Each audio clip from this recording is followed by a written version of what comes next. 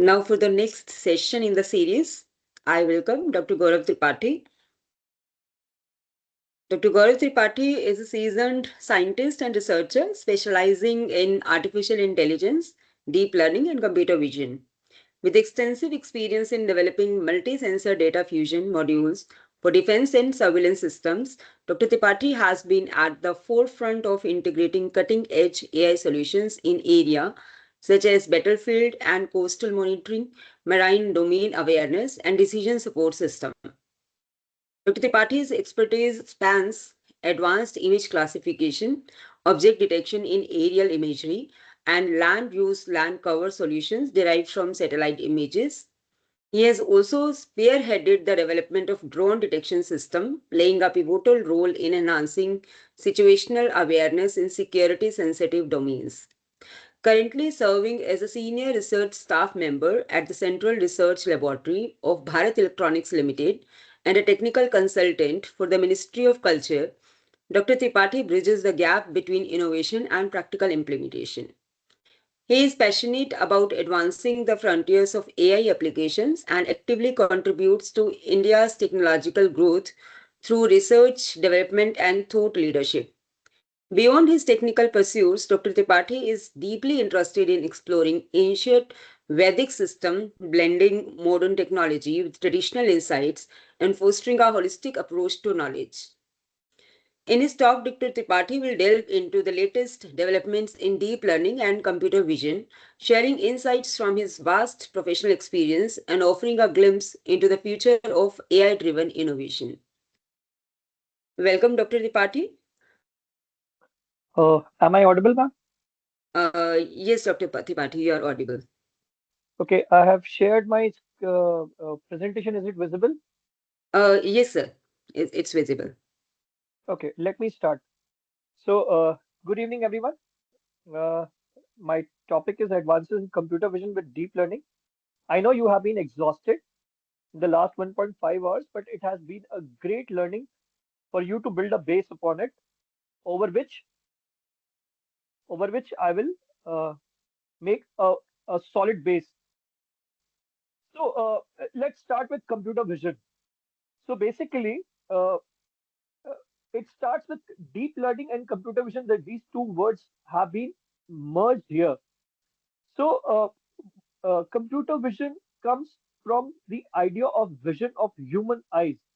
Our human brains tends to process everything that we see. That is the base on which we are carrying our presentation. So basically, in the modern world, what are the things that have a vision capability? These are cameras, these are Android phones, these are iPhones, there are satellite images, there are drone images, there are CCTV cameras. So basically, anything which can see, which can record, which can record, have has to be an input to a system of deep learning to interpret. So interpretation with machine intelligence will be of great use, especially in the line of surveillance. So basically, let's start with deep learning and vision. So just a brief overview of the history and evolution of computer vision. It started in 1960s in a faint form, then it went into early growth and experimentation in the 1980s, then it expansion through algorithms in 1990s, then a machine learning era started in from 2000, the deep learning revolution started from 2010, and then the modern era on which we are all actually experiencing it. So basically, just a brush through that, you just have a gist of the field that we are talking about. The early days, 1960s to 1970s, early research focused on interpreting visual input for robotics and automation. Key work was Larry Roberts' PhD thesis on extracting 3D from 2D images. That was in 1963. So, breakthrough algorithms, Sobel operators, scanning edge detectors, and so on in 1986. So, it actually laid the foundation for modern CV algorithms. Most of you are aware of the OpenCV library that we use in the Python base. I'll also tell you how to deploy a model and how to deploy a model in the edge devices also. So basically, a theoretical foundation is absolutely fantastic, but a practical deployment on edge devices on what you can achieve is a different domain. So the industry and academia merges here. You get the solid foundation on the theoretical aspects, and then you train your model. Whatever our previous sir has told about training the models, you train the model and then deploy it. Deployment in production is a different alternative game. So laid the foundation for modern CV algorithms. Early growth and experimentation in 1980s, it focused on structured symbolic representation of visual data. The key milestone was feature-based object recognition, early neural networks. There has been an AI winters also, and now AI has surfaced like anything. So inflation figures were David Marr computational theory of vision and Tommaso Poggio. What was the significance? It was a basis for feature extraction and representation. This feature extraction is so important that has been previously explained in convolution neural network. Uh, because of the filters that slides over the images, it extracts the most important features. The CNN has the capability of remembering these features. The expansion through algorithms, 1990s, it again the breakthroughs was SIFT operators, Harris Corner detector, eigenfaces for facial recognition started. So application was in industrial automation, medical imaging, but it did put out challenges. The challenges was computational limitations, and significance was practical improvements for real world application. It started building a base for surveillance itself. The machine learning era in 2000s, the data driven approaches gained prominence. The milestones, Weiler Jones algorithms, it's a very important, it's in computer graphics. It's a very popular algorithm for face detection, bag of features methods. The inflation figures were Pietro Peronna and Andrew Jusselman, and significance bridged traditional techniques with machine learning. Now the data was surfacing. The more amount of data, the better would be the machine learning algorithms. Then it started from 2010 onwards, a deep learning revolutions, and there have been so many models. The primitive models were LeanNet, or we call as AlexNet, and then it started a race to build so many popular pre-trained models like AlexNet, GoogleNet, ExceptionNets, UNet, and so on and so forth. Every model has certain number of layers, which more number of layers, fewer number of layers, different activation functions, and so on. So it started opening the world of images and videos, and CNN started for image detection, localization, and segmentation, and so on and so forth. So CNNs like AlexNet in 2012 revolutionized CV. Then GANs were introduced in 2014, and this actually started for the application of self-driving cars in medical imaging, augmented reality. The inflation figures were Jeffrey Hinton, which was recently awarded Nobel Prize, and Fei Li. These are the two bright figures that have been excellent in CNN field. So it actually established from 2010 to 2020 a deep learning dominant paradigm. And the modern era has come up with the topics of that you are most of you are aware of: the OpenAI, Claude, Sonnet, and paid versions and open source version. And these are generative in nature. So they have learned a large corpus of data, and they can generate the images or the stories and anything like you give them command. So basically, the brain behind them is vision transformers, self-supervised learning, edge computing, and obviously now it is going towards a real-time retail analytics, healthcare recommendations. Now, what are the challenges here? The challenges is still we should talk in detail also. The challenges still in the bias in facial recognition system or in the bias in the training system itself. When I did the drone detection system, uh, yeah, the CCTV camera detected drones of basically white colors. If there was a dark color drones, it fumbled out. So basically, there was a bias in my training itself. So usually, a bias is associated with the developers or the programmers or the data annotators.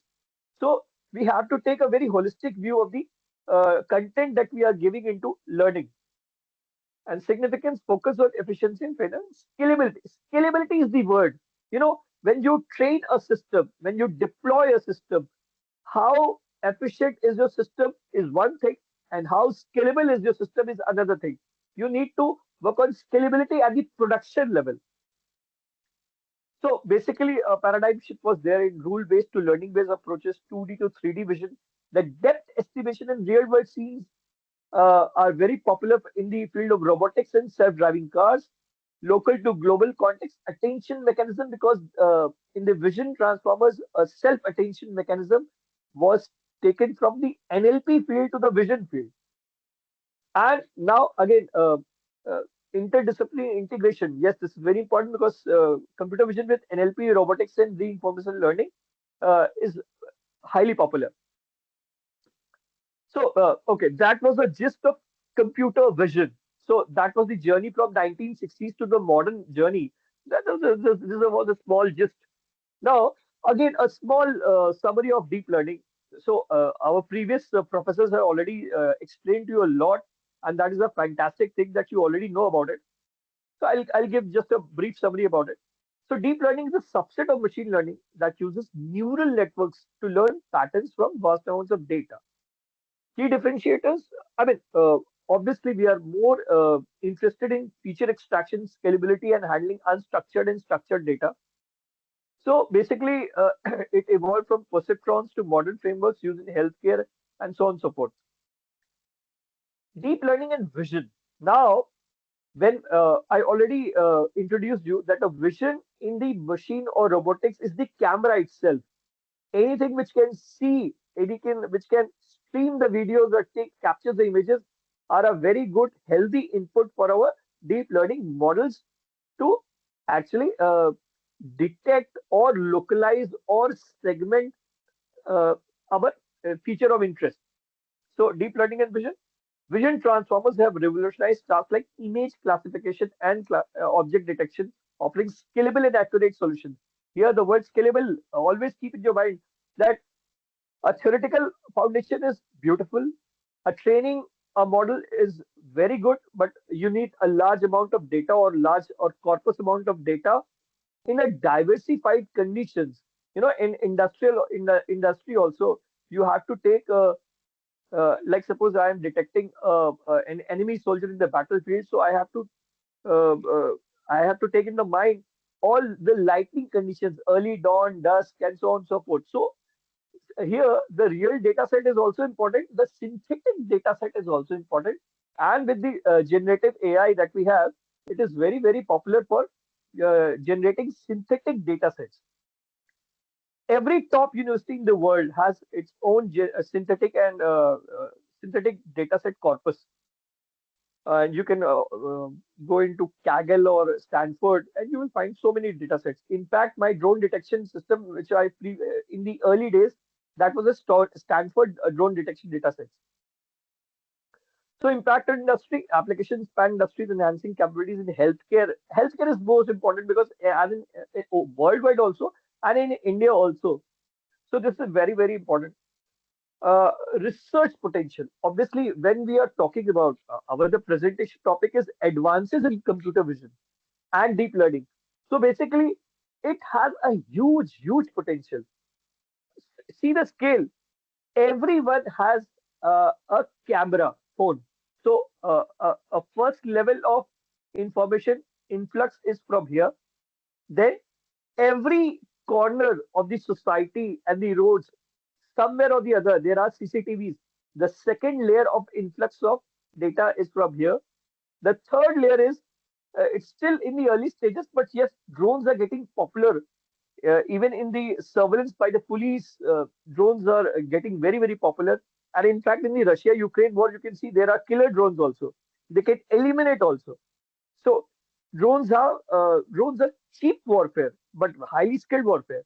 Even the Chinese are very, very good at swarm of drones. Swarm means around 10,000, 15,000 drones. You attack at once. And how do you disable it? I mean, we are still in a very early stages. So there has to be a playbook developing for anti-drone system also. The third is so basically at the after the third layer, the fourth layer is called satellite images. This is another deep state warfare. Satellite images have a huge potential in every corner, every field in the urban development or the village development scenarios, which we shall discuss later. So, again, the core idea behind deep learning is neural network structure. So, consists of input, hidden, and output layer for processing data. You know that. Mechanism, it uses forward and back propagation with gradient descent to train models. Basically, what? It's a basically an optimization problem. And our learned professor has already told you about the different sorts of activation functions. In a deep learning scenario, a non-linear activation function is absolutely very important because it helps to solve non-linearity problem solving. And most of the real world is non-linear. So just a brief introduction that neural network consists of hidden layers with neurons. A single neuron maps a set of inputs into output number and so on and so forth. There's a certain bias and activation functions. You have uh, in a deep neural network, you have an input layer, so many of hidden layers.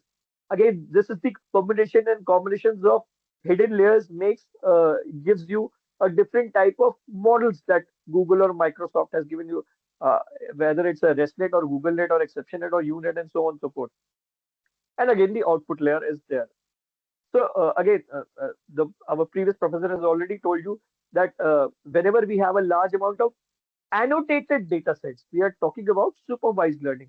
So when we have an annotated data sets, we actually divide into an 70% training, 10% validation, and 10% testing, and 10% random testing also. So basically, you train on 70 to 80% of data set, and then you go for a data validation and data verification sort of thing. And then the model accuracy is taken out. You have a confusion matrix. It shows that how accurate is your model. And believe me, whatever accurate model is in your lab or a Google Colab, the real world, it has so many false positives that you need to go again to the training module. So again, what are CNNs? Common deep learning architectures are CNN specialized neural networks. They use convolutional layers, basically a filter that scan input with filters to detect patterns like non-linear edges, textures, or objects. So basically, by stacking layers, CNNs can increasingly complex features learned about them and highly effective tasks like image classification, object detection, and facial recognition. So again, when we are talking about facial recognition, people in the world have started objecting towards this facial recognition or ANPR or a simple dash cam in your car because they actually they actually violate our privacy. So basically, another application which has been developed in open source is blurring the faces of the people. We can just detect humans or cars or females or males gender classification if it has to be, or it's simply a human classification or a vehicle classification, and we can blur their faces and we can blur their number plates. So again, this is a very ethical application coming up. So which while demonstrating something in a lab or to the client, you can use this, and it's a very good thing to do.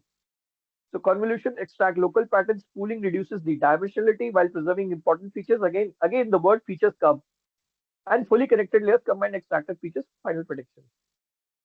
Okay, RNNs. So basically, it's a tale of a sequential data like time series or text. They process input one step at a time while maintaining a memory of the previous. Basically, uh, it remembers the context. Why are deep learning models are so important, or these generative AI models are so important? Because it remembers the context.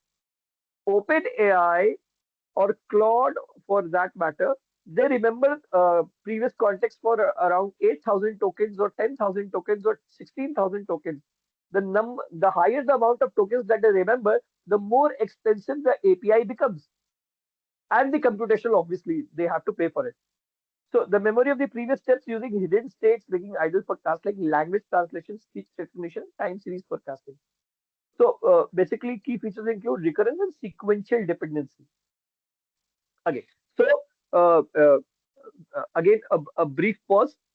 We studied about computer vision history, and then we are going through a deep vision history also. And what are the small things that we have? We have first CNNs, then we have RNNs, and then we have modern transformers, advanced neural network architectures designed for handling sequential data efficiently. Unlike RNNs, they rely on self-attention mechanism. Again, it's a mechanism to process all input data simultaneously rather than sequentially. So what? How does it help? It helps with the long-range dependencies and parallelized computations, making them faster and more scalable. So basically, key features of transformers are self-attention, focus on the relevant parts of the input sequences while processing, positional encoding. So basically, there is a term called, when there is a large corpus of data, data sets or database, or either of images or text, we usually convert them first into embeddings, then we convert them into vector database, and then there is basically a world of cosine similarity.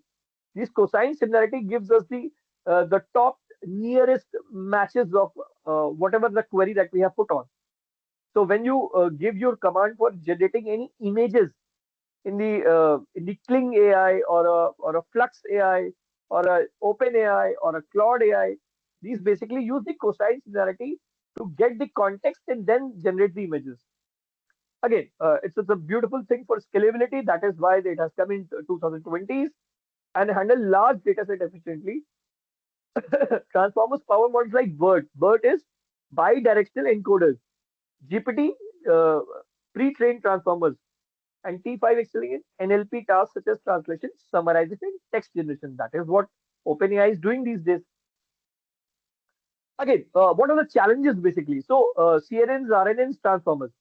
Again, whatever input we have, whether we have an Android, whether we have a mobile camera, whether we have a CCTV camera, whether we have a drone camera, or whether we have a satellite images, whatever models we train on, again, the actual required problem or challenges is deployment, and deployment at a scalable level. Suppose if you deploy a model and simultaneously 10,000 users hit your model will crash. So you have to make them scalable, or your computational power is actually has to be very good. So when you start hosting, like in the government, we use Meghdoot. That's a cloud, and it charges a hefty amount for it. So basically, computational power is expensive. That is why research in these domains becomes expensive, and that is why where NVIDIA comes. Their GPUs are fantastic. That is where Google Colabs helps us freely because they have 12 hours of non-stop training set as it. So computational power, ethical concern. Again, every AI application has to be basically followed by an ethical concerns. So zero shot and few shot learning, they are the models, they are techniques for object detections. Federated learning, multiple models can interact, and that is what we are called. We are going into the world of agentic computation. By 2025 end, there would be agents talking to each other, uh, solving our real world problems. So this is something which is a part of federated learning and multimodal and quantum integration. This is again by 2030 we are moving towards quantum integration sort of thing. So basically, now we come to computer vision. So basically, enabling computers to interpret and make decisions based on visual data. So machines excel in precision, scalability over humans. Application span across object recognition, medical imaging, and autonomous driving. Image processing basics. Techniques like filtering and edge detection lay the foundations. Feature extraction, basically 90s and 2000s. The SIFT and HOG revolutionized early vision system. And now the modern frameworks like CNN, YOLO lead the way. I personally use YOLO for majority of my application. It is a fantastic framework developed on PyTorch, and it works very smoothly even on the edge devices. So pixels to vision transformers. So obviously our previous professors have respectfully told you that frameworks like AlexNet, BGGNet, or ResNet revolutionized the computer vision. Basically, that was a pre-trained model. So again, a pre-trained model is of images. Pre-trained model is of the sound also. So it's like a base over which you can develop. So, but cross pre-trained models cannot be used. Audio cannot be used for images, and images cannot be used for audio. Maybe some when quantum integration happens, something of that sort would happen, but still we are far away from that. So YOLO and faster RCNN set a new benchmark in vision transformers offering scalability and precision. So, what is the impact? So basically, we are all aware of the facial attendance system that is happening everywhere. Facial recognition is happening at airports, malls, and any security concerned areas. And now it has infiltrated actually into the medical imaging. And recently, a research paper in UK was very, very good in detecting tumors more than humans. So basically, more the number of data sets you feed, it will basically have a good number of interactions and results. So again, now when you train a model on TensorFlow, it actually has a very large size as of now. It is around 300 MBs, 400 MBs, or 500 MBs. So the real challenge is if you train your model in your lab and transfer it into your mobile. So the size has to get reduced so that it will help for in the real time. So uh, we'll also tell about discuss that how the model size has to be converted into a small size model. But yes, our precision is lost somewhere or the other. So again, so edge AI for real-time processing and 3D vision for robotics are the key directions. Medical imaging, enhanced diagnostics applications in AR, VR. Now, augmented reality and virtual reality. Since I am on a technical, as a technical consultant working for Ministry of Culture, I have given them a solution of the future AR, VR sort of development in making, increasing the footfalls in the monuments, cultural monuments. Uh, recently, I went to a Victoria Museum in Calcutta, and there was every artifact was given a summary. So I thought nobody was interested in going through such a lengthy process. What if a real-time QR code was there? What if you could study about it in a audio stream in your language? So these are the, and you can see the stories in AR VR sets. Although it is early days, but yes, it is being talked in all over the world across the in the US and UK. So basically, immersive virtual reality would be the new best thing to learn anything. Augmented surgical assistance, deep learning enriches user experience, so on and so forth. And again, these advances in computer vision, when still we are far behind in procuring satellite images. A very good focused good resolution satellite images is still costly in real time. So we get to have satellite images like 2 months back or 3 months back. The data set is not real basically, and these satellite images are actually computationally very expensive. So if at all somewhere in the future ISRO decides to give you satellite images for free, like in Bhuvan or something like that, then the research paradigms gives you excellent topics for another research and PhD topics also. So there are very, very good research problems like land use, land cover, deforestation, and forest fire, and so on and so forth. And these are the real challenges in the mountains of Uttarakhand or in Himachal. These are the real problems which needs to be tackled. Flash floods, which needs to be tackled. So, I mean, these are the advances of computer vision which can lead to a proper solution and save human lives. So again, we have talked about scalability. Computational constraints are being evolved. We are getting more and more cheaper GPUs. Okay, now object tracking. Obviously, when there was a problem in surveillance system, so basically, you can track humans by the front cameras or the CCTVs or a drone cameras. Now the problem is the interpretation of images from a drone perspective is very difficult. Basically, suppose people are running a marathon or people are running to for stone pelting or people are doing arsoning or people are protesting. How would a drone images would classify those images? The aerial view, how would they actually differentiate a person in a peaceful position or a writing position or an arsoning position? That is a very challenging problem in computer vision.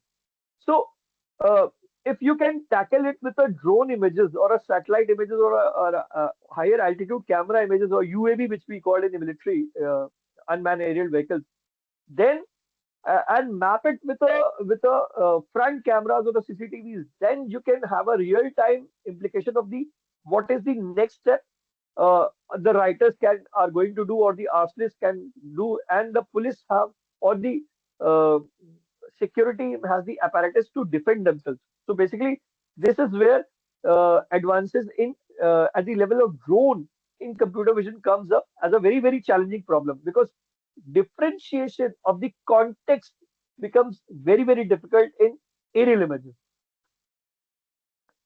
Again, obviously, assistive technologies for blind persons, the Neuralink, which is going on with the Elon Musk, has taken the initiatives, neural transmitter, and so on.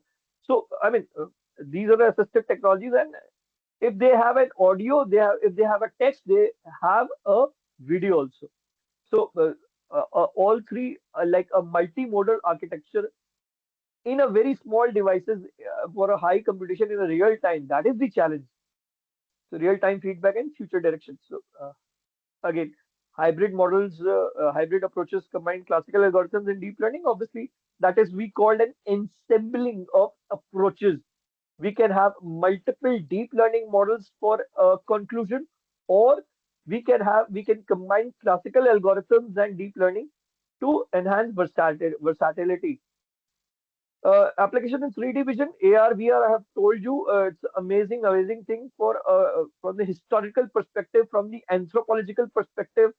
How did people migrated from one area to the another? What happened? So these kind of stuff can be very beautifully depicted in AR, VR, and of course robotics. Uh, by 2030, I'm expecting a traffic robotic police which can take decision on real time. Our constables would not be standing in the sun itself. They would be assisted, or they would be operating a robot at the crossroads, offering resource efficient solutions. So hybrid system for 3D vision present exciting opportunities for optimization, innovation, and so on. Okay, so that was a base from computer vision, deep learning, convolution neural network, and so on. Now there was a the modern advances are vision transformers. It's a shift from CNNs, generative models in vision, object detection, and segmentation. So segmentation is also very important because uh, in a video you want to focus on a certain people or the certain machinery, so you can extract those images, like we could do for the ship detection, we could use for the armor detection, we could use for the writing people detection, and so on and so forth. Self-supervised learning, unlocking unlabeled data, advances in 3D vision technologies, few shot, zero shot, and multimodal learning, neural architecture search or for optimizing design. So again, vision transformers, it was a shift from CNNs because of self-attention and scalability. The second is generative models and visions. All today the world is full of generative text or generative images. Whether you talk about ChatGPT, whether you talk about Claude Sonnet 3.5, whether you talk about Grok, that if you take premium membership of Twitter, uh, currently called as X. Yeah, the Grok generate images.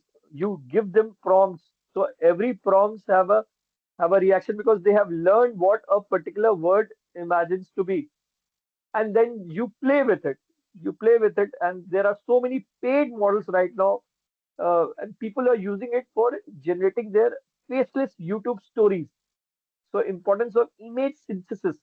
High quality image synthesis is crucial for realistic representation. You know, recently, 2 days back, UK Vodafone has launched an all completely AI based advertisement. There was no human involved, and it is as realistic as it can get. Very, very realistic. So, the, either in 2 years or 3 years' time, you could be making movies all by AI itself. So, for realistic representation and diverse application impacting viewer engagement. There are websites which have started using AI persona for modeling avatars also. There is a page called this person does not exist.com. If you visit, you have so many number of faces of human beings which actually do not exist. They are all AI avatars. So innovations, GANs and diffusion models, generative adversarial networks and diffusion models have transformed adversarial training and enhanced output quality dramatically. If you are a GAN enthusiast, I would suggest you to please visit huggingface.com. They have so many beautiful GANs models and diffusion models. You can play along. That is where people have developed deep fakes, and deep fakes are now so realistic. You have already I mean, deepfakes can be so realistic that it's difficult to differentiate from reality. And that is some people are using for digital arrest also. So these are the scams which are operating on. So they can clone your voice, they can deepfake your images, and they can trust the words which you haven't spoken. So this is a very, very challenging problem in the coming world, detection of deepfakes.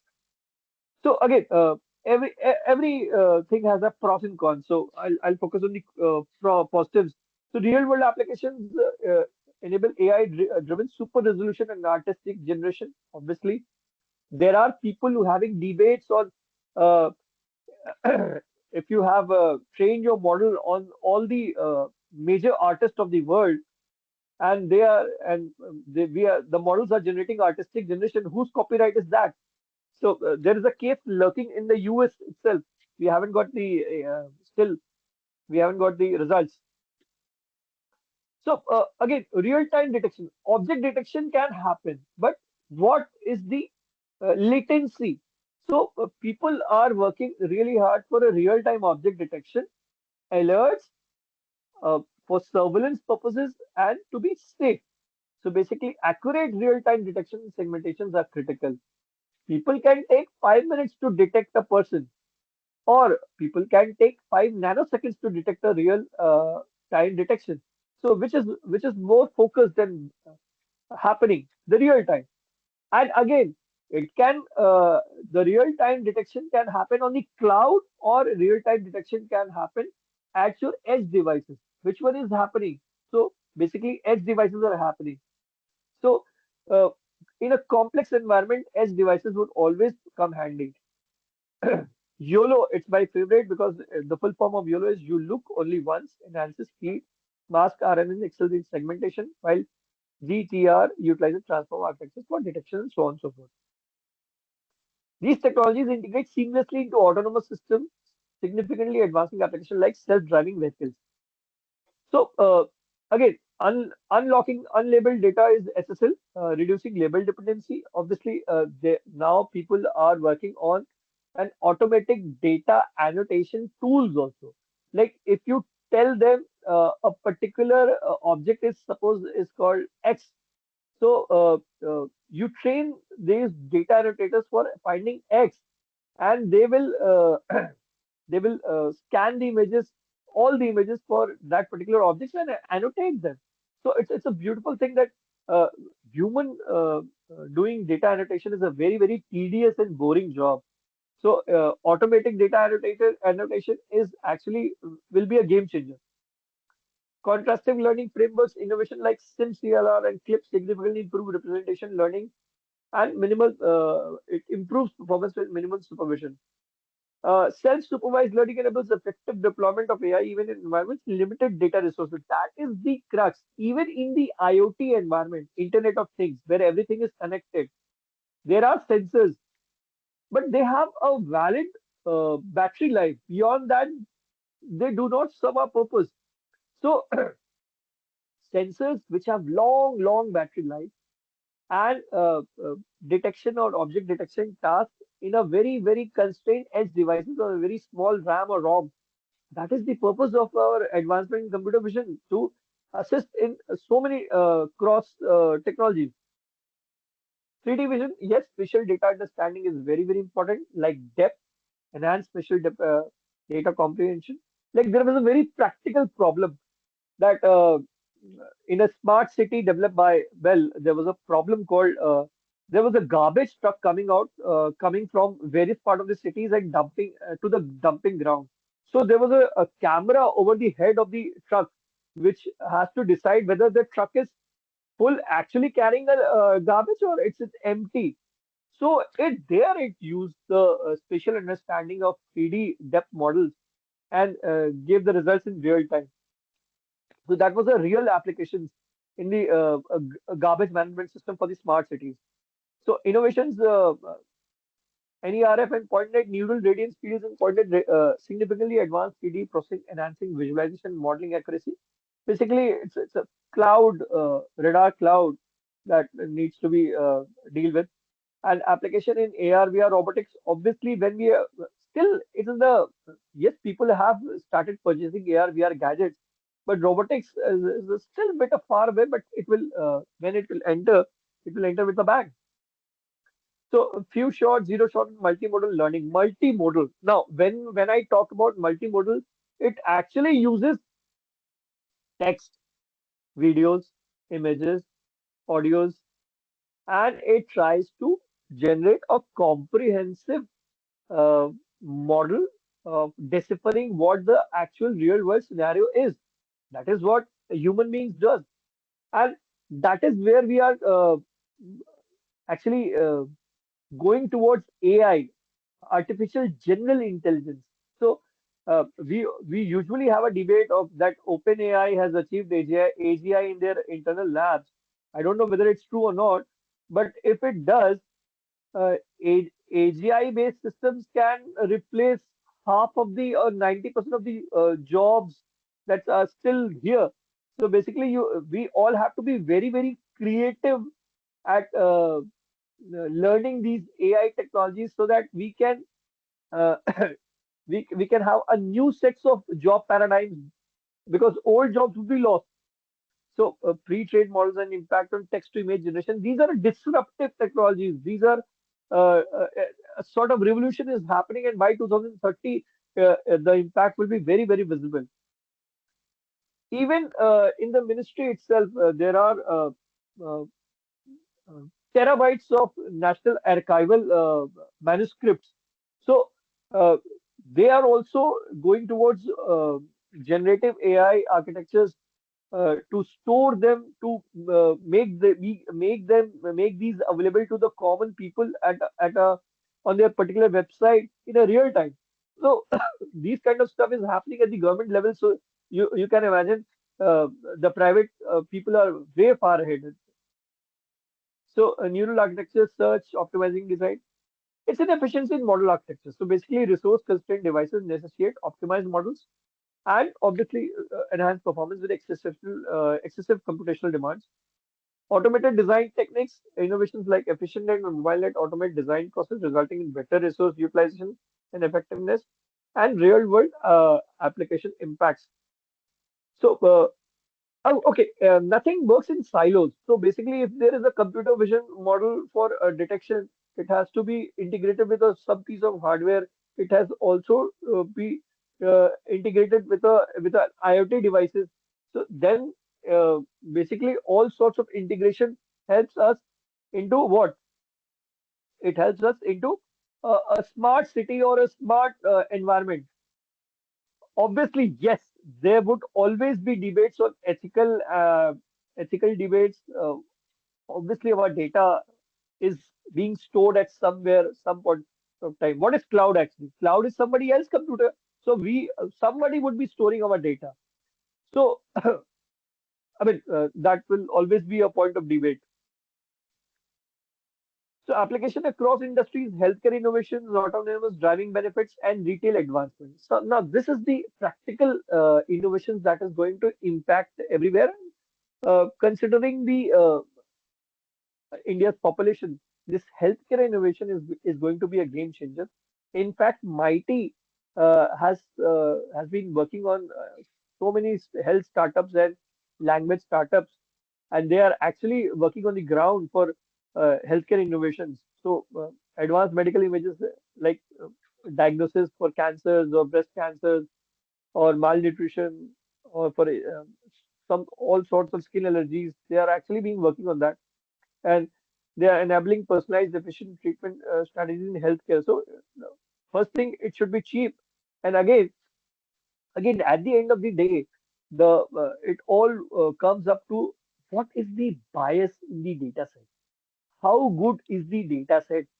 How good is the diversified data set? Whether the problem faced in the northern India of the part has been taken into a southern India, or a model train from northern India has been deployed in Andaman Nicobars. I mean, these kinds of challenges would be there when you deploy the model, and then you get very so many number of false positives. Then you start crying that okay, the model is not performing as per expectation, because there was a bias and there was no diversification of the data set. So in computer vision or in a deep learning field, always think about variations and diversifications of a data set. Autonomous driving benefits. Once Tesla hits India, I mean, obviously it will come. So self-driving cars, when in India, it will be a grand challenges. Uh, driving in the lanes of Varanasi or Haridwar or old places, old cities like Sangam. I mean, it will always be a challenge for self-driving cars in a real time for navigate uh, safely and efficiently, because rules are being followed in the Western world, but in India, yes, the environment is really dynamic. People usually comes from wrong side, and one can see the uh, animals on these roads. So, I mean, uh, again, so these kind of real-time data set would also be used by Tesla or any self-driving cars to navigate in a real time. And the third one is retail advancement. So in a shopping mall or in your fridge or in your everything, basically the application, what the number of items that you have put in your cart in a shopping mall, they are all being detected by some of the other sensors of the computer vision cameras, and your final bill is uh, calculated instantly. So this is how inventory management and customer satisfaction would be done. Again, scalability, future directions, again, ethical AI consideration and industry transformation. Obviously, industry has to adapt to it. Ongoing research is likely to catalyze significant changes across industries and so on and so forth. Again, obviously, data privacy concerns would always be there. So, the company who's building a challenging model, yes, uh, data privacy has to be strictly followed. The bias, when you start developing I mean, uh, why did Gemini of Google failed in front of ChatGPT in the first instance?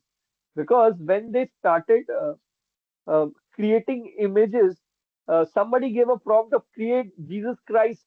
So all the answers of Gemini were of the black origin. I mean, no racism intended, but so the developer who trained those models had a bias. So every individual has a certain set of biases. So it's very important for a data set creation teams to have a multiple personality of people so that the bias is basically discarded. The lesser number of bias, the more advanced your AI outcomes would be. And again, okay, the data set is created, the model is trained, we have reduced the bias. So again, what is the challenge? Generalization. So in how many cases we can minimize the false positives? So obviously, in diversified lighting conditions or rainfall conditions, whatever the data set you have trained, something or the other gets missing. So basically, when you deploy your model in a production level, you basically after every 6 months you retrain your model and redeploy it, and this cycle continues for at least 1.5 years so that your model becomes a bit stable. That is the generalization challenge in our industry. So again, foundation models and vision, efficient deep learning, and explainable AI is again coming up. It is enhancing transparency in AI system, fosters trust.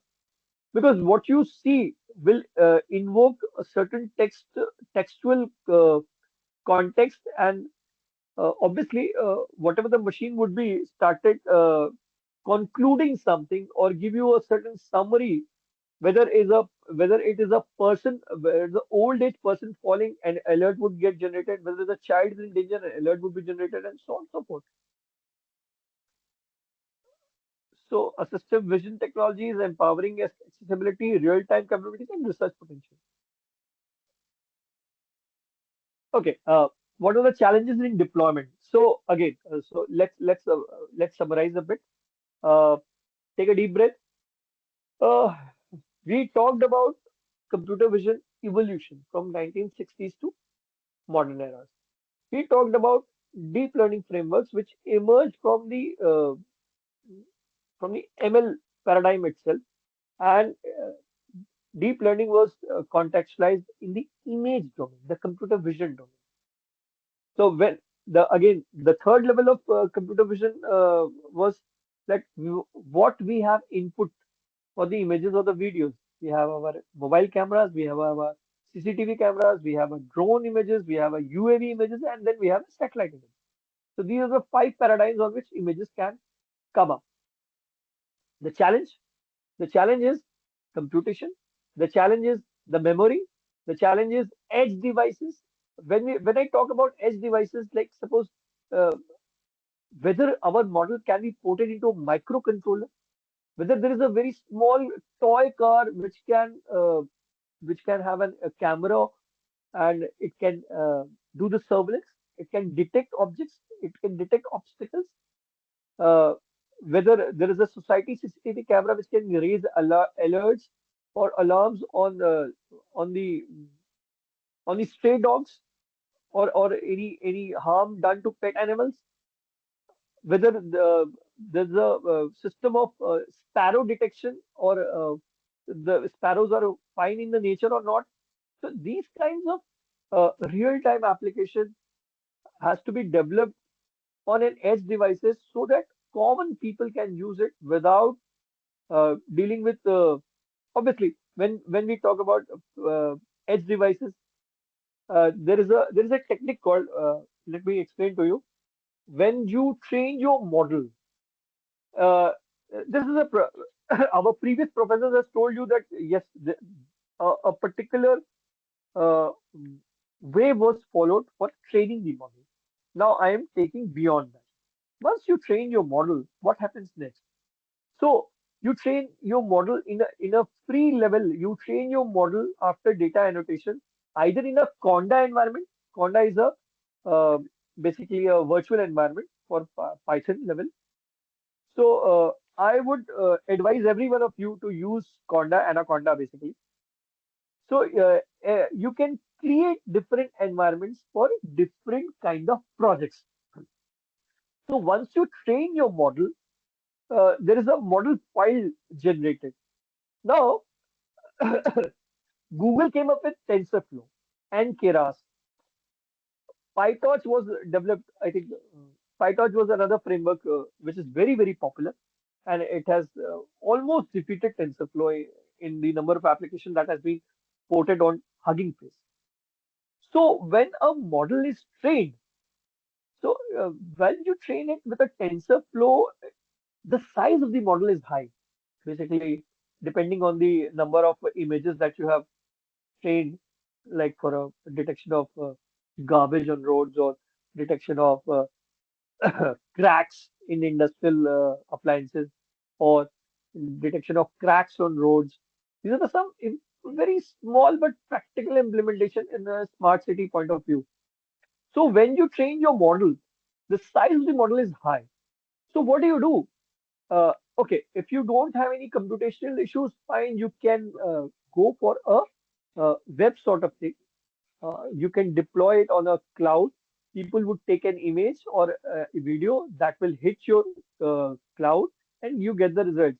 It would be real time with a latency, or it would happen with a batch processing that usually goes to. Batch processing means that everyone has uploaded their inputs, and at a certain point of time in the night, the processing of images starts. The frames are extracted from the videos, they are hit into the models, and the results get saved in a folder, and there is a CSV file generated with the time stamping and so on and so forth. So this kind of results would be forwarded to the individual users. This happens in real time. In a batch processing, not in a real time, in the batch processing. Now, people thought, okay, fine, that is good that we have achieved this as a production in a batch processing point of view. But what about on the edge devices? What about real-time nuances? So they come up. So Intel introduced a model it is an approach called Open Neural Network Exchange. It is called an ONNX approach. So while most of the models that are being trained, and when you get a model with a size say X, like suppose 500 MB, while applying, you pip install ONNX library and so on. It's open source. So basically, and then it reduces the size of the model. That is the beauty of it. It reduces the size of the model considerably. A 500 MB model could be around 29 MB model, and that could be easily ported into a mobile phones. That is the beauty of it. What is the catch? The catch is basically it basically loses some floating point operations. So precision from 32-bit to goes to 16-bit, and some precision is lost. So if it is not, I repeat, if it is not a real-time critical systems like in airplane or like in a fighter jets or like in a submarine, we can use this approach. The real-time non-critical systems can be used for using ONNX. Please note it down somewhere because you will be highly happy when you train your model. You get a model, and when you apply ONNX library on it, you get a small model which you can easily port on your mobile. So uh, you develop a small Android application, you upload an image, it hits your small model in the mobile itself and gets you results there and then. That is the beauty of it. This also can be ported to a microcontroller also. So Intel devices are absolutely compatible with it, and other companies are also in queue for this ONNX integration. So just note it down. Open Neural Network Exchange model. This is something which I'm telling about the production that is being used in the industry. So that is what I meant with edge AI optimization. So designing lightweight models for deployment in resource-constrained environments is very critical. Again, we have addressed the bias in ensuring fairness. Now we come to computer vision and its cross-disciplinary connections. So basically, obviously, now you have got an idea of deep learning architectures also. You have got the idea of pre-trained models also. There are so many pre-trained models available. What do you do next? You actually train your models in your own particular field. You collect the data set either from YouTube or by recording a video. You extract each frame, you annotate it, you make a data set, it generates a CSV file or .txt file. Then you use a deep learning framework, either YOLO or a TensorFlow or a Keras. There are others, but I'm more of a YOLO fan. So you use a YOLO model. You start training on your local CPU in an Anaconda environment. It will take time. If your CPU has a good amount of RAM, then it will be a very good thing for you. Otherwise, the laptop can crash also, because if the data set is high, the number of entries in the data set is very high, then yes, it will it will heat basically. So if it's the GPU compatible laptop, fair enough. If it isn't, so you take a small data set and train on your local CPU itself in the Conda environment. Or there is an alternative. You can use Google Colab also. If you have money, you can use Google Colab Pro version also. There are other uh, uh, companies which offer free TPU and GPU, but again, then they start charging. One is called Blue Ocean. So, I mean, another is a very, very beautiful company called RoboFlow.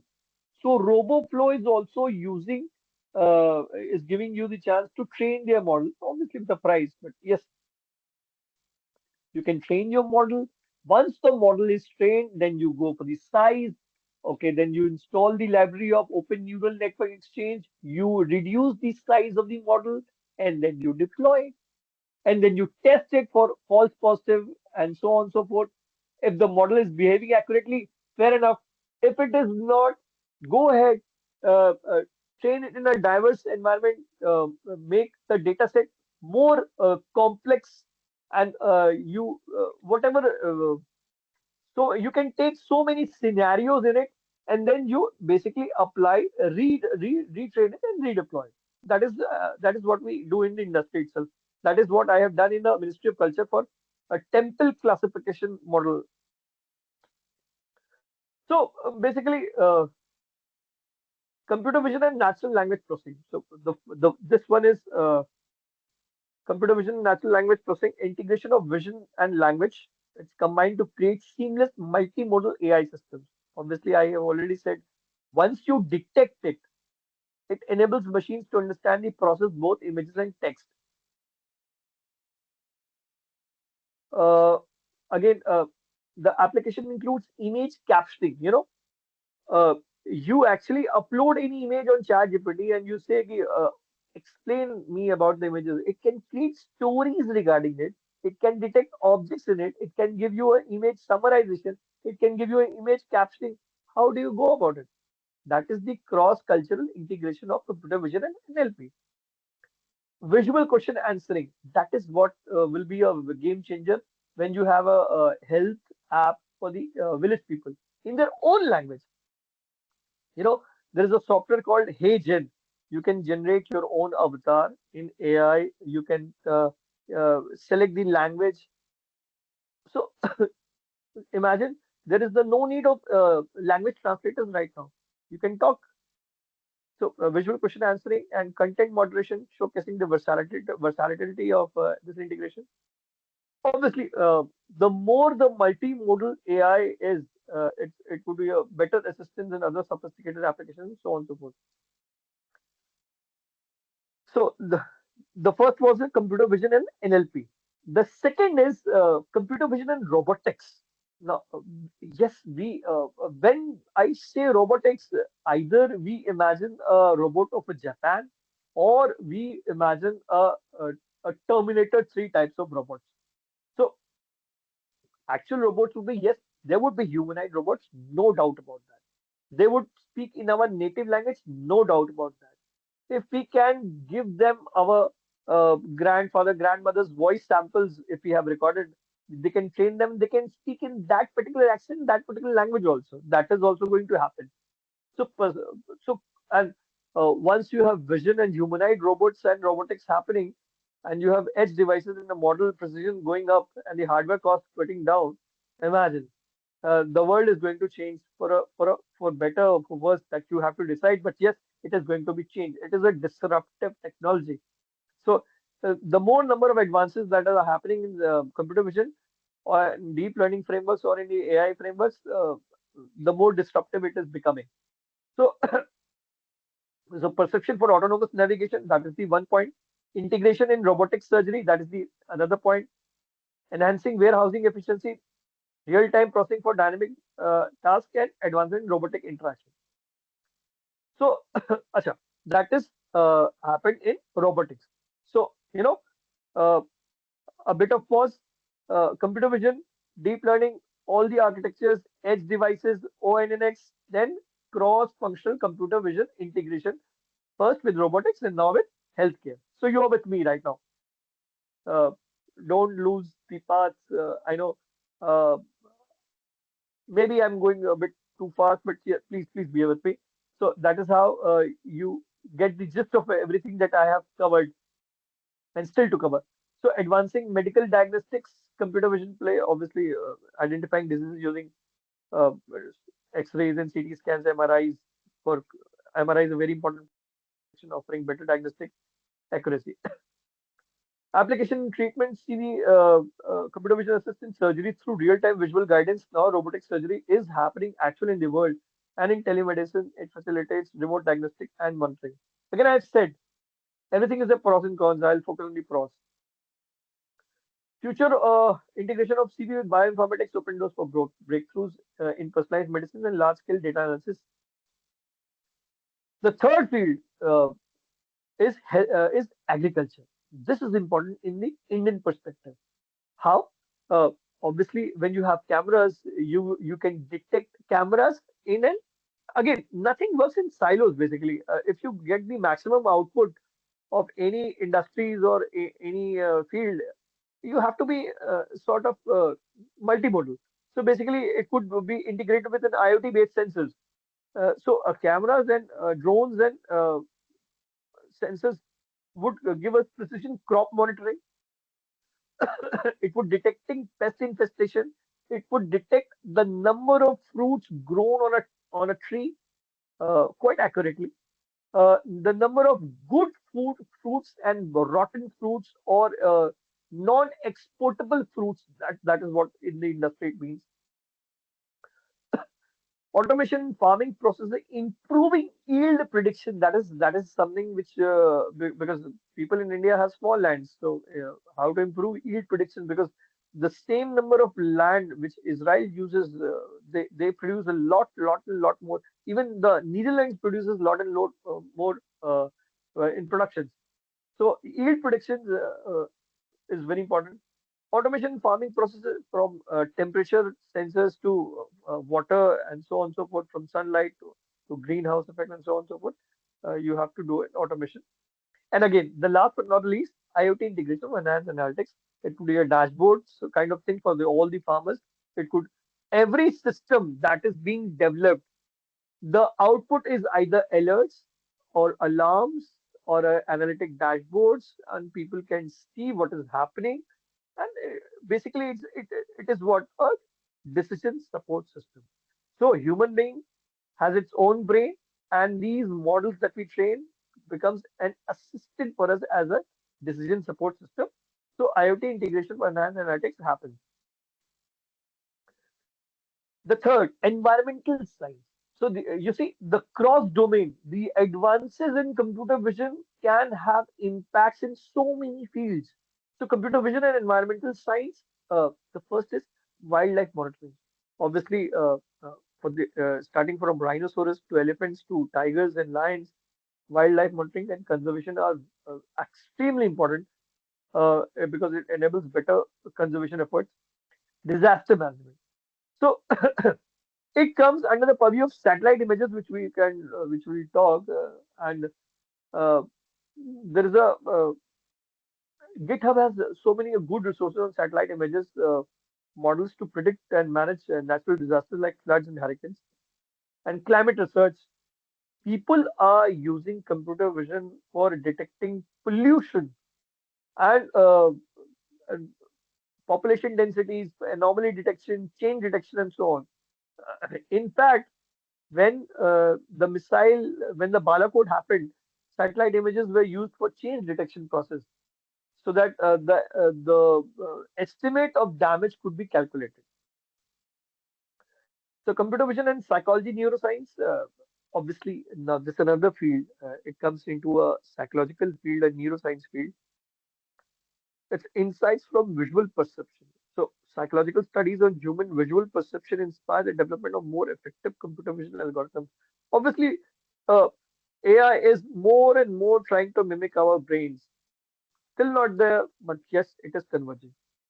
Emotion recognition. So, uh, people nowadays, there was a professor with which I was interacting, and he said that computer vision or AI should develop some sort of app for people to get de-stressed and not to get depressed. So basically, emotion recognition is one of those things which can prevent people from committing any sorts of foolishness. So basically, uh, uh, emotion recognition either in text or in visual level. Suppose a person is sitting somewhere and is not coming out of the home for days, and the CCTV intelligence CCTV scans him, and obviously it gathers the emotional uh, issues, obviously, and by facial expression and emotional cues. So it can direct that alerts for to his relatives or a mental health systems and interactive systems so that the help can be offered. Everybody needs a psychological help. That's not an issue. So emotion recognition could be one of those fields. And neuroscience application using CV to analyze eye tracking data and neural imaging supports in understanding neuroscience applications. Okay. Now, AR/VR again. I'll be talking about AR/VR in the next section because how does AR and VR is going to be used in historical and culture ministry? That is what uh, will blow your mind. So basically, mapping and interaction application using AR navigation, immersive VR gaming experiences. This is something. So many movies have been made on VR and gaming experiences. Yes, human touch would be losing. Fair enough. So we have to live with it, and experiences and remote collaboration tools. So advancement in algorithms, yes, 3D depth estimation and all gaming is part of this AR VR. And there are people who are hooked in the games, and there are so millions of YouTube channels which are solely focused on these depth games. So computer vision finances. You see the field advancement of computer vision, deep learning. It is intercepting in each field that it has touched. So computer vision enhances automation, document verification, fraud identification. In fact, uh, the notes that whether it's a false note or true note, rupee, you know, and opportunities including integrating. The income tax department uses this blockchain-based computer vision and analyzes the tax receipts and so on and so forth. So getting gets the fraud detection for financial security. That is how they get raids. Opportunities include integrating CV with blockchain to ensure transparency. Obviously, wherever you apply blockchain, so another it's a big word. So basically, every transaction gets a digital registration which cannot be tampered. That is how blockchain helps. So, what did we learn? We learned that we shared insights from diverse fields. We learned that vision transformers were inspired by NLP. We have these applications in smart cities in diverse fields. Yes, how would AI lead? AI would make a vision-based conversational agents. That's not a far away. People would talk to you or some human avatar in a conversational agents and expanding cross-disciplinary horizons. So, what are the future directions in computer vision? Through interdisciplinary innovations, diverse fields, they can address real-world challenges. So, again, since it's a faculty development program, so you would always, so many people are there from academia, so you would be taking PhD topics. So, think about computer vision for future PhD topics like advancing knowledge and latest advancement for effective teaching and research, preparing for PhD, delve into topics, vision transformers and hybrid models, open doors for impactful doctoral research and postdoctoral research also. Faculties can mentor students on groundbreaking projects. You must encourage your own students to train your model. Most of the models, 90% of the models that are trained Rest in peace in Google Colab. That's it. They never make out over the simulation environment. Use it on the edge devices by using ONNX models, and yeah, you can see the magic. Hosting on a website would cost less than 10,000 rupees, less than 5,000 rupees for a 10 GB with a host name. Deploy it on a Python framework, and you see the magic. I mean, make a Git resume. Everybody should know Git now. uh, Deploy your code on Git and use that Git repository for a real-time deployment in your hosting website platform and Python framework, and see the magic in the resume. That is the real world challenge. So, so okay. Or we have talked about all over the world. What does it contains for India? I mean, we are all Indians, and so improving agriculture. Obviously, we are agriculture-based economy. So AI-powered vision systems can optimize crop monitoring, pest control, and yield prediction. Enhancing healthcare, obviously, in villages. Early diagnosis and treatment is very, very important. COVID has shown us the vulnerability, and uh, we would assume that the world would be more chaotic place in future. So enhancing healthcare is very important. Boosting surveillance. India has a very, very large maritime boundaries and territorial boundaries with all our enemies along us. Pakistan, Chinese, and the maritime ocean boundaries. So we need the smart surveillance, real-time surveillance, and um, the maritime surveillance and territorial surveillance and space surveillance, satellite surveillance. All three should merge and give us a comprehensive picture. We call it COPD, comprehensive picture display. That helps in taking what? A smart decision. Information is power. That is what we know that. So basically, PhD topics could be exploring advances in computer vision helps faculties integrate cutting edge concept into curricula, building research expertise and mentorship and collaboration. So you can work on these topics and have an extramural funding from Department of Science and Technology India. Their mighty gives so many scholarship. You give them proposal, they give you a scholarship. They give you a funding also. So the challenge is, if our models can improve our agriculture efficiency and make the farmers in villages rich and with a good crops, absolutely fantastic. Healthcare accessibility, if people on the roads which meet with accident can have a real-time detection system and life-saving things, amazing. The life could be saved. And urban development.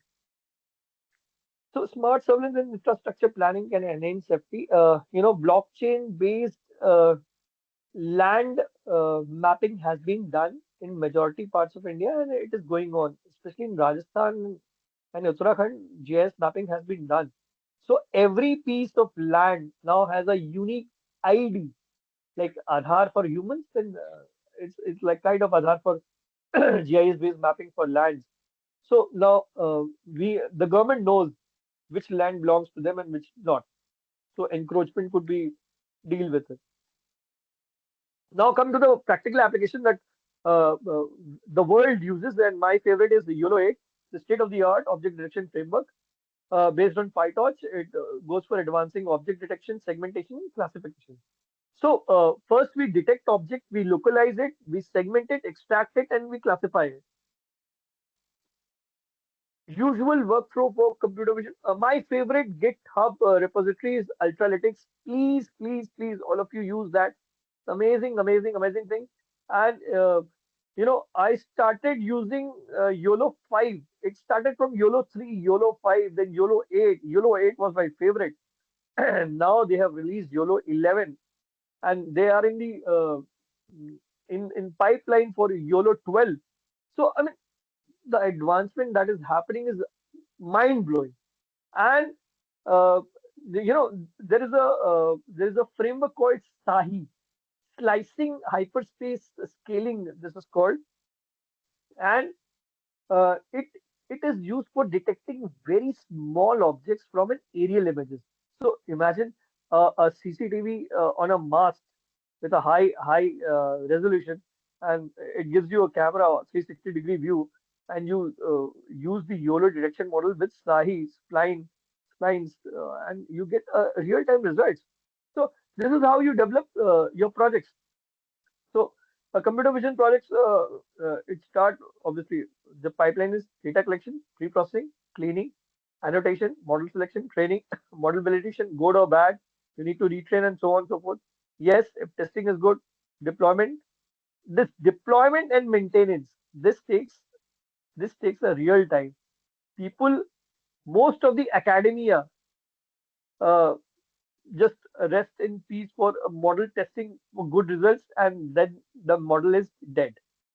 No, you purchase a hosting platform, you purchase a Python framework, you deploy your model, and you give it to your students and say, okay, fair enough, go and experiment with it.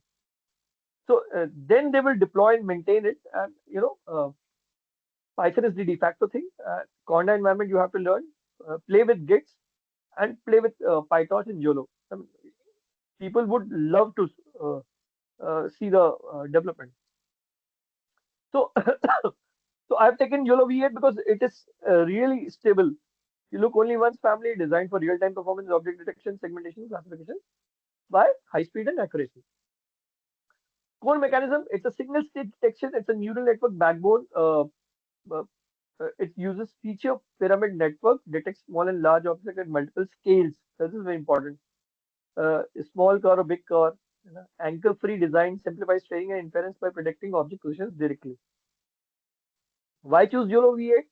Because it's a multitask support detection, segmentation, pose estimation, classification. You know, people have developed. I was going through a data set of yoga. Can you imagine you can develop a pose estimation uh, for yoga poses, and that app would help people to do a real time yoga, a real pose yoga correctly. So multitask support, that is where detection segmentation comes up. Performance improvement, faster processing with high accuracy, exponent deployment. That is what I discussed. It supports ONNX and embedded platforms. Is very, very. Start using ONNX. I mean, believe me, promise me that you will use ONNX and you see the amazing results. Flexibility, pre-trained models for common data sets. Most of you in the computer vision or AI field have used pre-trained models. Now go beyond that. Start using ONNX. And okay, now when you develop a real world application, please start using APIs. Now, nobody uses the old methods of message passing. You must use API, application programming interface, microservice architecture, whether it's a small scalable or a large scalable. APIs would help you to talk to various services, and it's a gem. Please use it. So again, install the PyTorch and ONS runtime. You can see all the instruction in Ultralytics library, training and validations, use pre-trained models from the scratch. You basically there is a model called YOLO. There is a small YOLO S, medium, and large. So whatever, depending upon the type of application and the type of computation that you have, start using that one pre-trained model. Use your own data set, annotate it, use it, start using training with that pre-trained model, and you are good to go. So, so real world application, video surveillance, uh, autonomous vehicles detect pedestrians and traffic signs. Most of us, yes, we do get jam, uh, and we do get frustrated while driving. But one has to always remember that pedestrians' life is at almost high. So, detecting pedestrians and do not cause harm to them and follow the traffic signs. That is number one priority. Healthcare section analyze X-rays, MRI images, retail, track inventory, customer behavior. Again, suspicious anomalous behavior is one of the key agenda of surveillance. Sports analytics, track players and movements. That is what they use in cricket and football and so on. So many sports. Faster processing, higher precision, object detection, segmentation, classification, support ONX, Tensor RT, and lightweight devices. Tensor RT has also come, but ONX is very popular and powerful. Faster and more accurate than competitors, easier to deploy. New standard for object detection with speed, accuracy, and versatility. So this is okay. This I trained this model and used with the YOLO 8, and this was recently that stone pelting that happened in Sambal. So you can see here. I think somehow it's not happening, but now it is happening. The number of person detected. This is a real time. You can. That is how police can use it.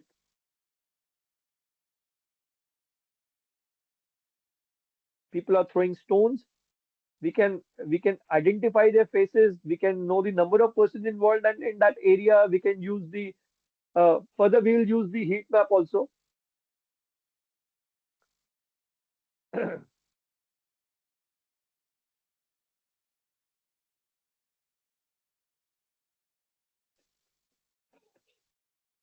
So again, smart surveillance and infrastructure planning can enhance safety and efficiency in towns. See, again, you can identify the number of persons. So if the CCTV, this is a front aiming CCTV. Again, now this becomes a very challenging problem while if a drone is spotting them. So here we can use the heat map. We can segment them. We can extract these images, and thereafter we can use the facial recognition with Aadhaar to identify people here.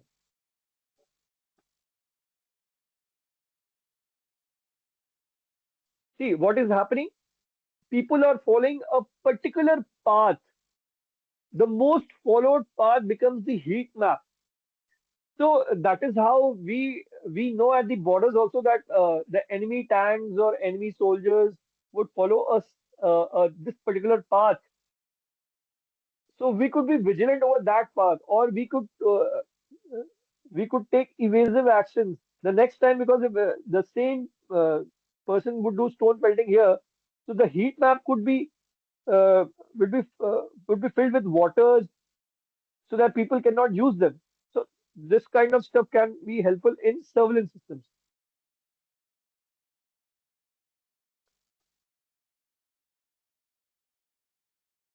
So all over the cities, imagine all the vital installation area, there would be around 100, 200, 500 CCTV cameras, and all the suspected high target of interest would be monitoring with these heat maps.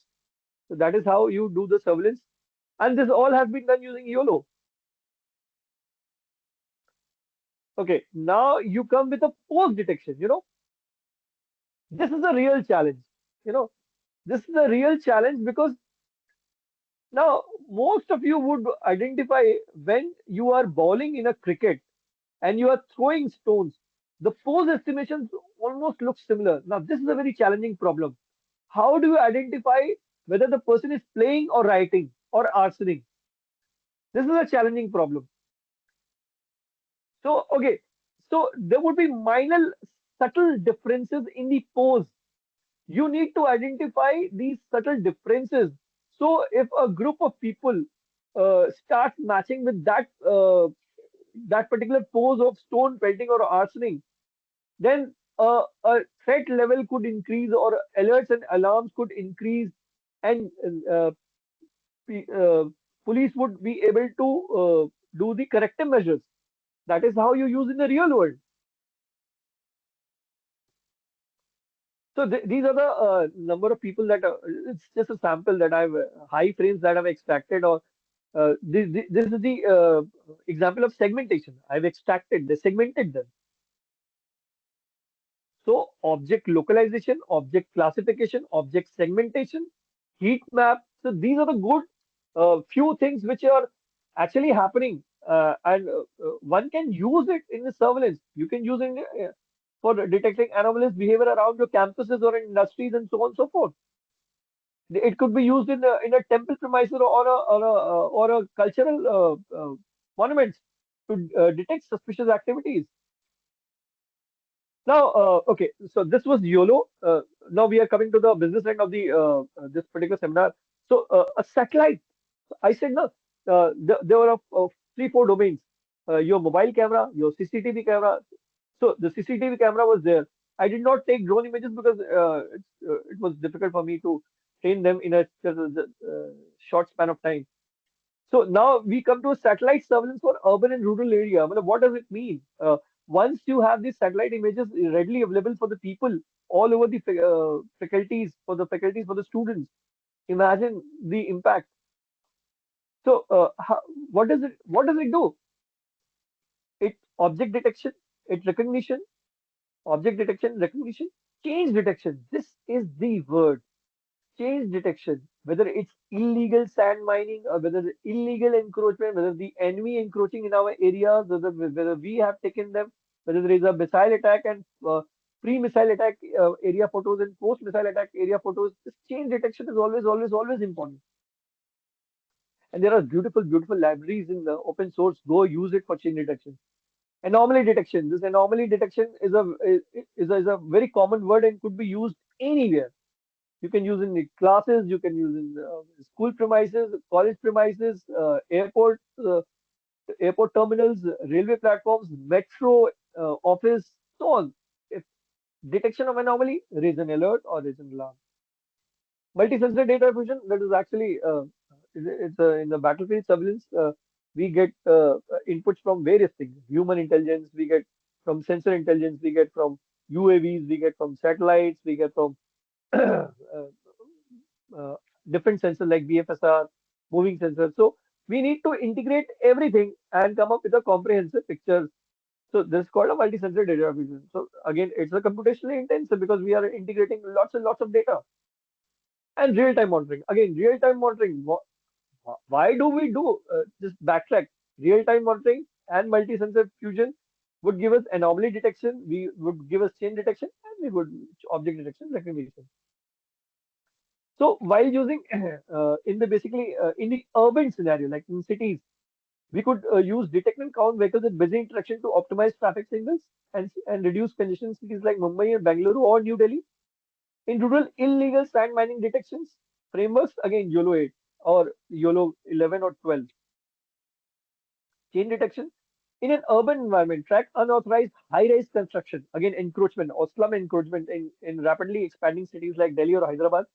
In rural area, animal poaching detection. Obviously, in a wildlife conservation, we could have an imaginary line of every animal or major animals that they would never cross. So, animal poaching detection could also be there. Spot unusual patterns near forest or wildlife sanctuaries indicating poaching activities. Frameworks, unit, anomaly detection algorithms. And everything that we are detecting or any unusual activities, it would always result in what? Alerts and alarms. That will help in surveillance. Everything is logged. Logging is important, either in the CSV file or on a database file. That is why production level deployment is absolutely necessary. Crowd control during events. The Mahakumbh is going to happen next month. So, so many of AI devices would be deployed for crowd control during events, real-time satellite monitoring during large gatherings. We could get a sample density, we could get a sample nearest uh, total number of people who have participated in a Shahi Snan and so on and so forth, the number of people visited from a satellite images. So this is a real-time application. Rural forest fire detection. This is a very, very odd thing that has happened in Uttarakhand last season. So we have to prevent forest fires. Frameworks again, thermal imageries and transformer-based models for accuracy and speed. Again, now YOLO is also used for oriented bounding boxes object detections, which we called as OBB. So whether there are enemy fighter planes in a isolated position or marine ships or boats, uh, these OBB Again, it is integrated with YOLO, so you can install it and use it for detection. So the highlight is it can frame an angular detection also. Most of the like in the previous one, we have a rectangular perpendicular detections. Now here we have an angular detection. This is something absolutely wonderful for the angular types of detection.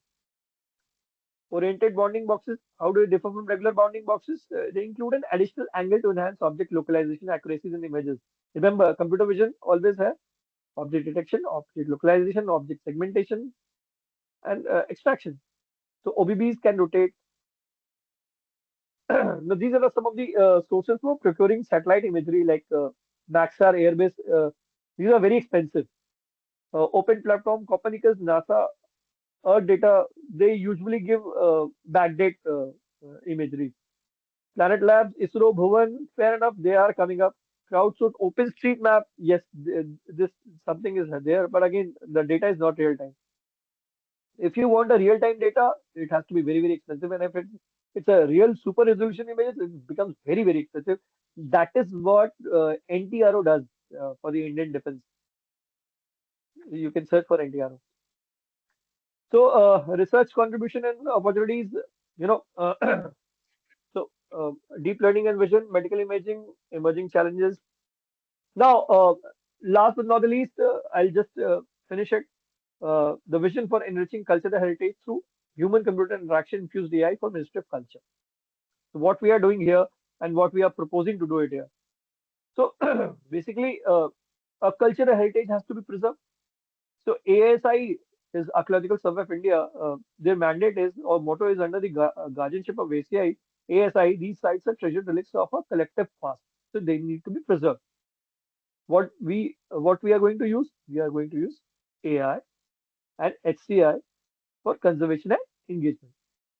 So basically, ASI protected sites. So introduction to AI heritage conservation. This is again a very interdisciplinary field for advancement of computer vision and deep learning into such a domain. So AI powered analysis facilitating depth analysis. That is where the 3D motion comes up, whether the Taj Mahal or any other document is in a stress fracture or they need repairs or not. Again, depth analysis of structural integrity enabling early detection of potential damage, digital archiving, uh, scanning and 3D bonding. Yeah, there's a concept of digital twins coming up.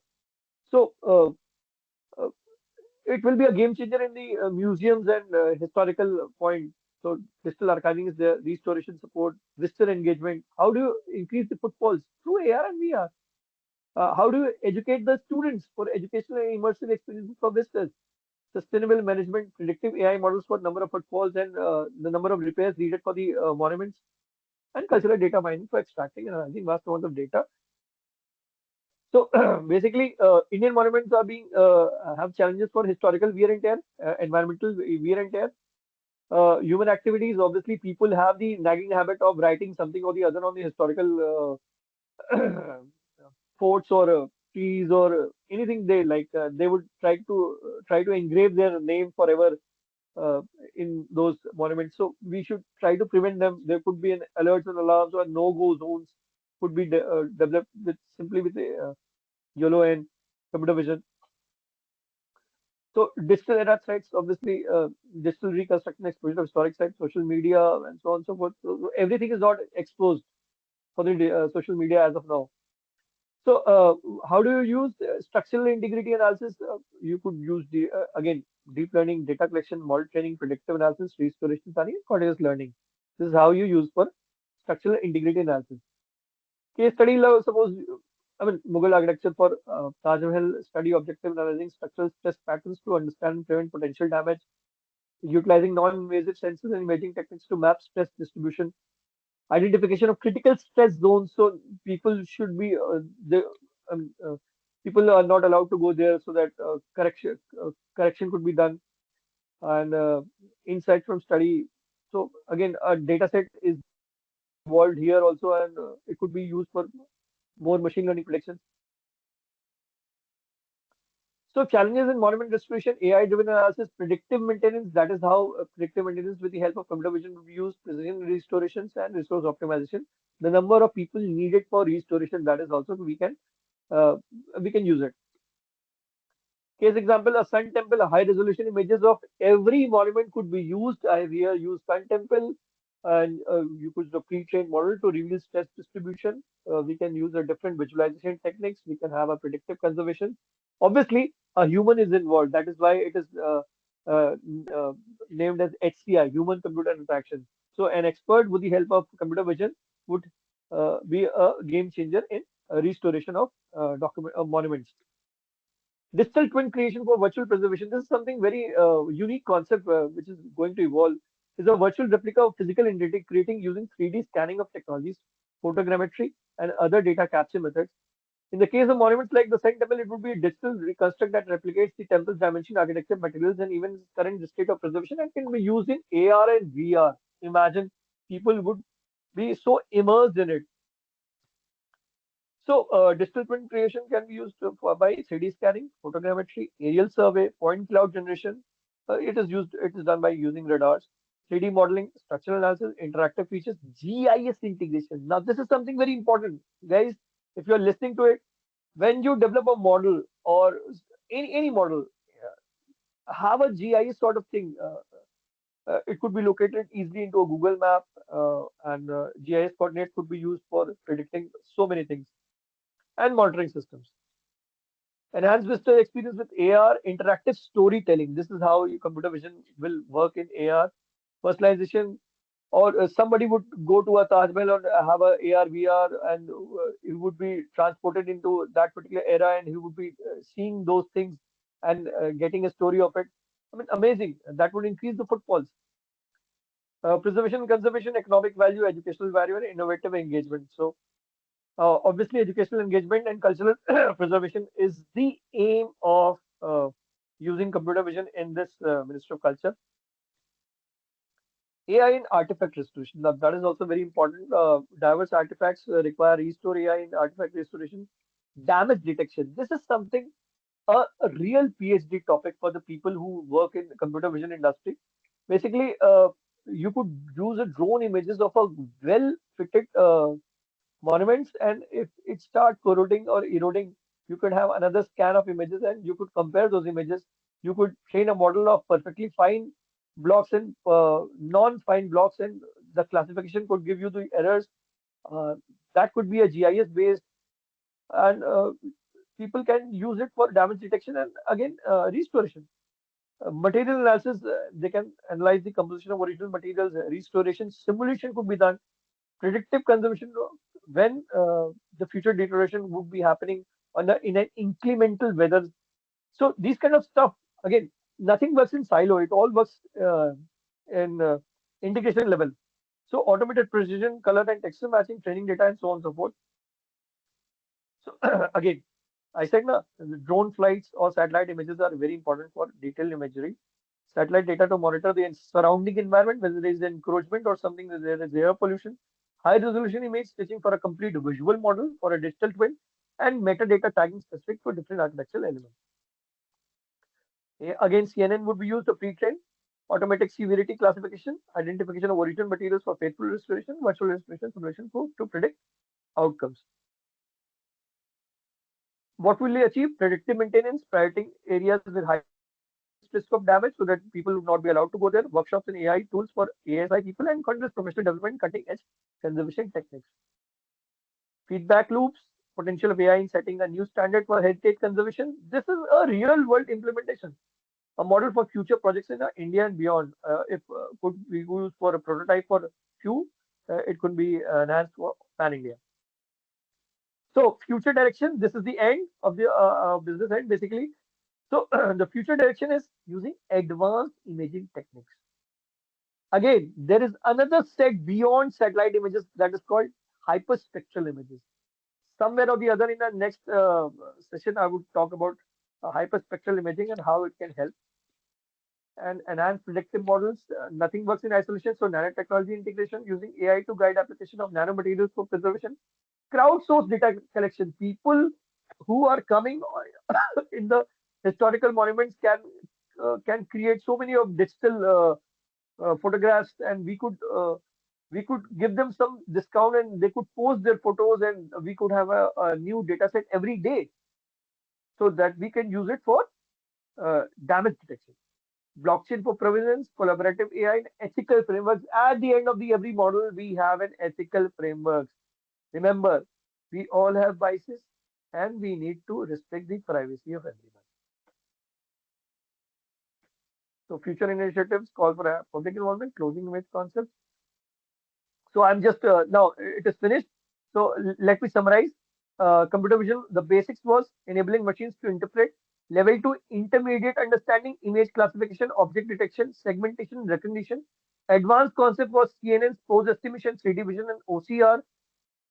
Cutting edge applications is generative models, vision and language integration, real time processing, and real world impact, healthcare, retail, agriculture, security, and surveillance.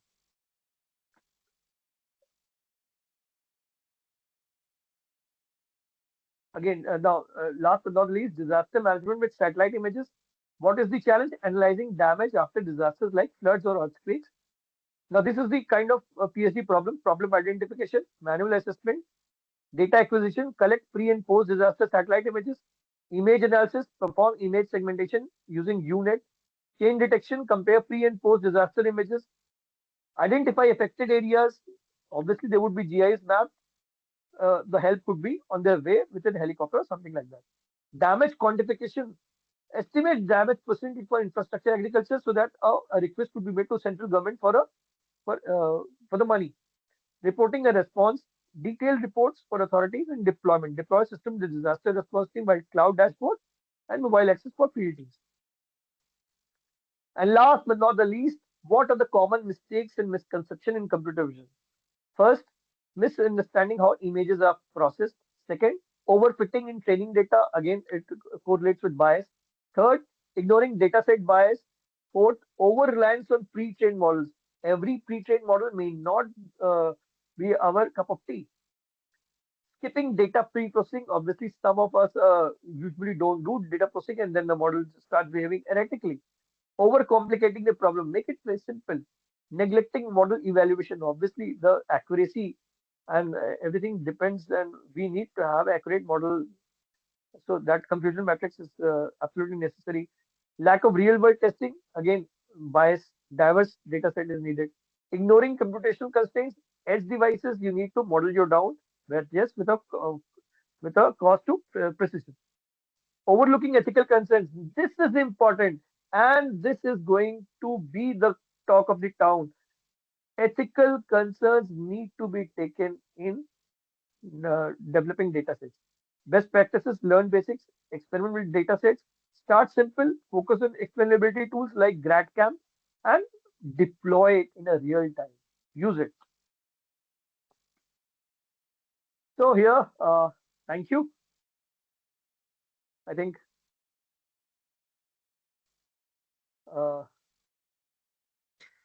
Thank you, Gaurav any sir. questions? Yeah. Dear Yes, participants, madam. if you are having any question, just write on QA section.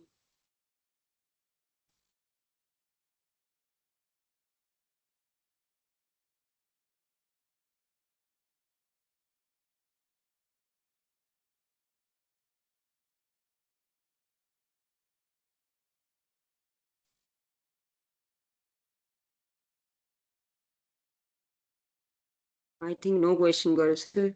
Sure, ma'am. Sure, ma'am. I think I have given detailed insights of actually how to use uh, computer vision in a real-time world deployment. So they must use satellite images and YOLO models for practical problems. Thank you so much, ma'am. Thank you, Gaurav sir. Thanks for joining.